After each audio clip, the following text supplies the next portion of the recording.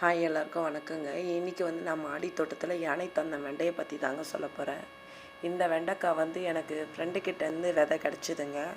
அவங்க வந்து எனக்கு தைப்பட்டத்தில் கொடுத்தாங்க. தைப்பட்டத்தில் வாங்கிட்டு வந்து போட்டதில் எனக்கு ஒரே ஒரு செடி தாங்க வந்தது. அது நல்லா வந்து கஷ்டப்பட்டு இது வந்து அந்த ஒரு விதையை நான் காப்பாற்றி ஒரு தண்ணி கேன் 50 லிட்டர் கேனில் வந்து நான் வச்சேங்க. இந்த ஒரு செடியிலேருந்து இன்னொரு செடியும் நான் வளர்த்துட்டேங்க. இது தாங்க இதை பாருங்கள், யானை தந்த வெண்டையோட விதைகள். இது வந்து இந்த விதைகளை பிச்சு மறுபடியும் நம்ம போட்டோம்னா நமக்கு மறுபடியும் யானை தந்த செடி வந்து கிடைக்குங்க. இந்த மாதிரி காய்கள் வந்து முத்திரிச்சுன்னா செடியிலேயே அப்படியே விட்டோம்னா அந்த விதை வந்து காஞ்சி தானாக நல்லா காஞ்சி நல்லா தரிச்சு ஆகிட்டு நமக்கு விதை கிடைக்குங்க. அந்த விதையிலேருந்து நம்ம பல செடிகளை உற்பத்தி பண்ணலாங்க. இதை பாருங்கள், இந்த வெண்டைக்காய் வந்து நல்லா ஒரு அடிக்கு காய்க்குங்க.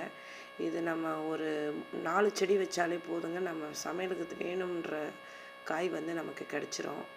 இது வெண்டைக்காயிலேயே டேஸ்ட்டு எதுன்னு கேட்டேன்னா யானை தந்த வெண்டை தாங்க டேஸ்ட்டு. இதை வந்து நான் இந்த வெண்டைக்காய் வந்து சீக்கிரம் பறிச்சிட்டேங்க. இன்னமும் விட்டால் பெருசாகும். இது வந்து நான் மாடிக்கு வந்து நான் செடிகளை கவனிக்க முடியாதனால சீக்கிரமாக முத்திடுதுன்னு நான் பறிச்சிட்டேன். அது இல்லாமல் இப்போ வந்து இது வந்து இன்னும் பெருசாகும். இப்போது வெயில் காலன்றதெல்லாம் சத்து இல்லாதனால காய்கள் கொஞ்சம் இதுவாகவே இருக்குங்க. நீங்களும் எங்கன்னா கிடைச்சா ட்ரை பண்ணுங்கள். பிடிச்சிருந்தா லைக் பண்ணுங்கள்.